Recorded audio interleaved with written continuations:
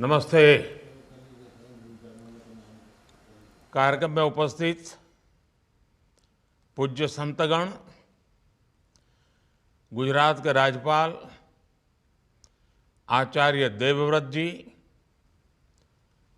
मंत्रिपरिषद के मेरे साथी पुरुषोत्तम रूपाला जी, आर्य समाज के विभिन्न संगठनों से जुड़े हुए सभी पदाधिकारीगण, अन्य महानुभाव, देवी और सज्जनों, देश स्वामी दयानंद सरस्वती जी की 200वीं जन्म जयंती मना रहा है। मेरी इच्छा थी कि मैं स्वयं स्वामी जी की जन्मभूमि टंकारा पहुंचता, लेकिन ये संभव नहीं हो पाया। मैं मन से, हृदय से आप सबके बीच ही हूं। मुझे खुशी है कि स्वामी जी के योगदानों को याद करने के लिए, उन्हें जन जन तक पहुंचाने के लिए आर्य समाज ये महोत्सव मना रहा है। मुझे पिछले वर्ष इस उत्सव के शुभारंभ में भाग लेने का अवसर मिला था। जिस महापुरुष का योगदान इतना अप्रतिम हो, उनसे जुड़े महोत्सव का इतना व्यापक होना स्वाभाविक है। मुझे विश्वास है कि ये आयोजन हमारी नई पीढ़ी को महर्षि दयानंद के जीवन से परिचित करवाने का प्रभावी माध्यम बनेगा। साथियों, मेरा सौभाग्य रहा कि स्वामी जी की जन्मभूमि गुजरात में मुझे जन्म मिला। उनकी कर्मभूमि हरियाणा लंबे समय तक मुझे भी उस हरियाणा के जीवन को निकट से जानने, समझने का और वहां कार्य करने का अवसर मिला।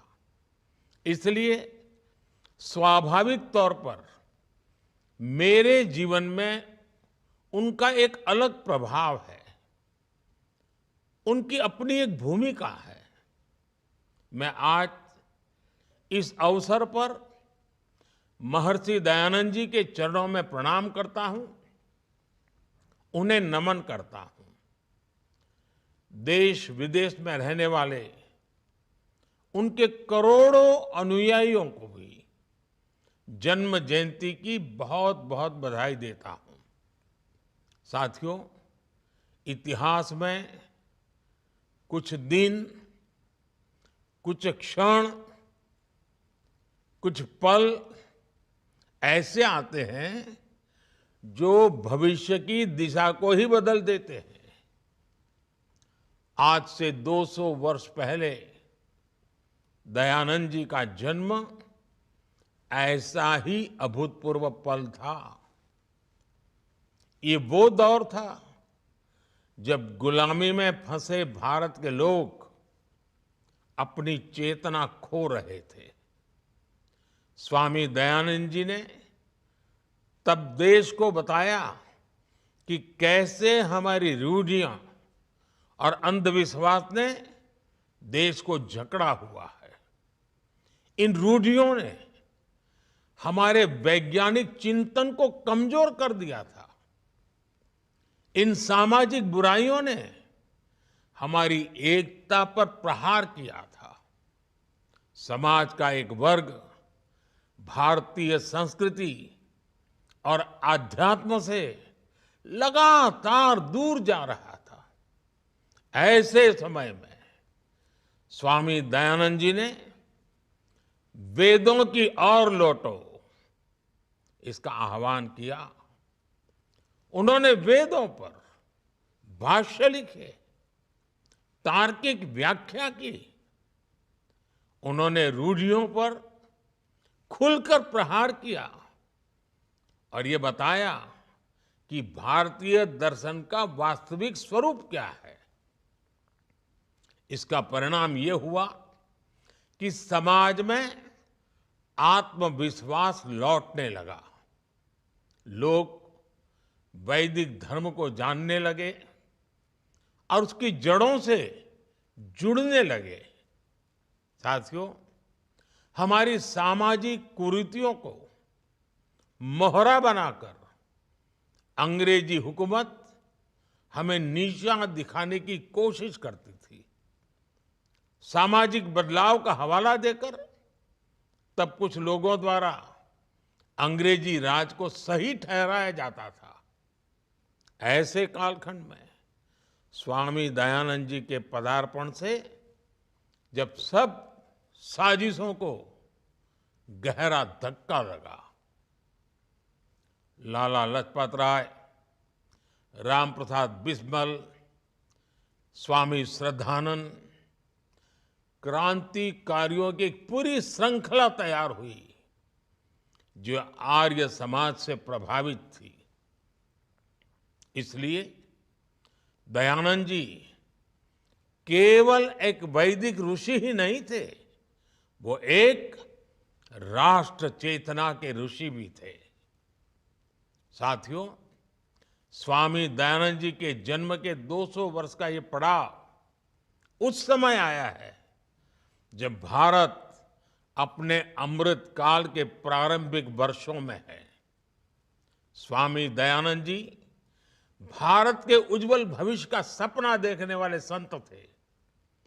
भारत को लेकर स्वामी जी के मन में जो विश्वास था, अमृत काल में हमें उसी विश्वास को अपने आत्मविश्वास में बदलना होगा।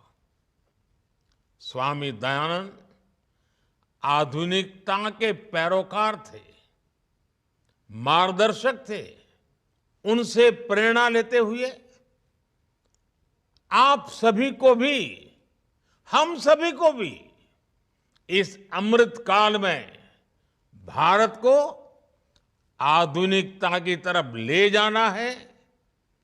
हमारे देश को, हमारे भारत को विकसित भारत बनाना है। आज आर्य समाज के देश और दुनिया में 2,500 से ज्यादा स्कूल हैं, कॉलेज और यूनिवर्सिटीज हैं। आप सभी 400 से ज्यादा गुरुकुल में विद्यार्थियों को शिक्षित प्रशिक्षित कर रहे हैं।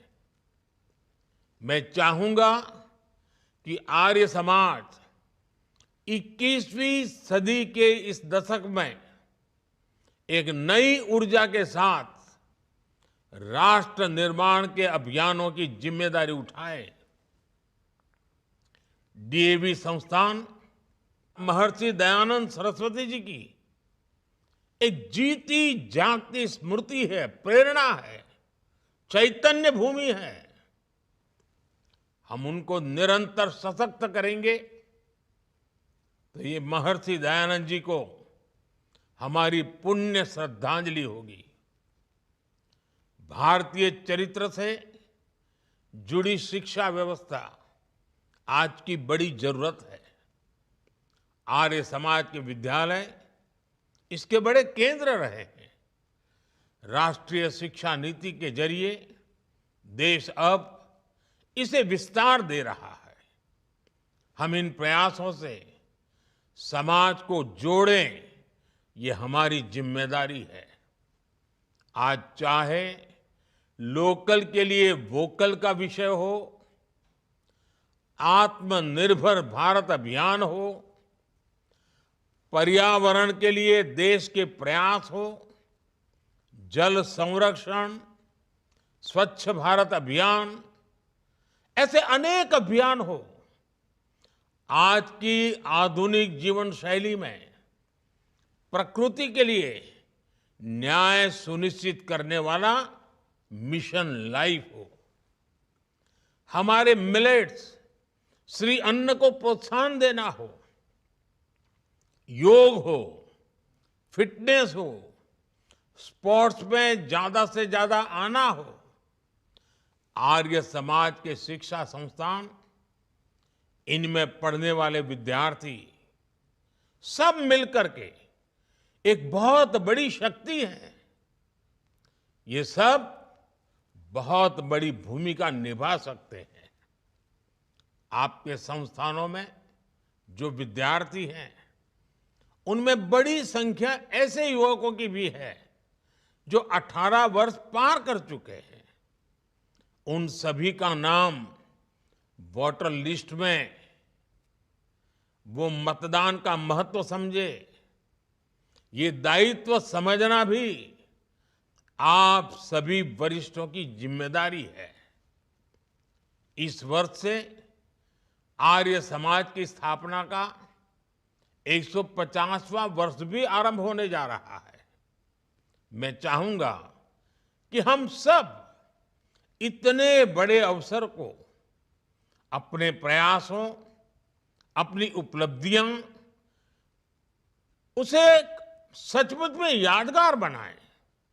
साथियों, प्राकृतिक खेती भी एक ऐसा विषय है जो सभी विद्यार्थियों को लिए समझना, जानना जरूरी है।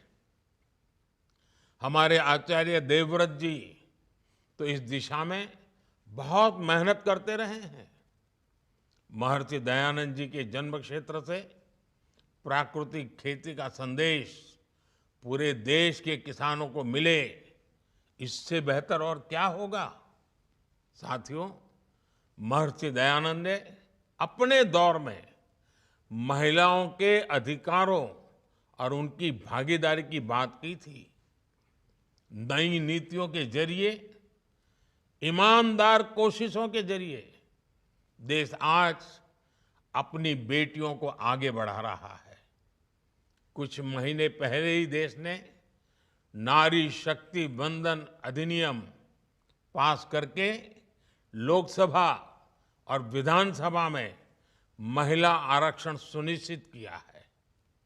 देश के इन प्रयासों से जन जन को जोड़ना, ये आज महर्षि को सच्ची श्रद्धांजलि होगी। और साथियों, इन सभी सामाजिक कार्यों के लिए आपके पास भारत सरकार के नवगठित युवा संगठन की शक्ति भी है। देश के इस सबसे बड़े और सबसे युवा संगठन का नाम मेरा युवा भारत, माय भारत है। दयानंद सरस्वती जी के सभी अनुयायियों से मेरा आग्रह है कि वो डीएवी शैक्षिक नेटवर्क से भी विद्यार्थियों को माय भारत से जुड़ने के लिए प्रोत्साहित करें। मैं आप सभी को महर्षि दयानंद की 200वीं जयंती पर पुनः शुभकामनाएं देता हूं। एक बार फिर महर्षि दयानंद जी को, आप सभी संतों को श्रद्धापूर्वक प्रणाम करता हूं। बहुत बहुत धन्यवाद।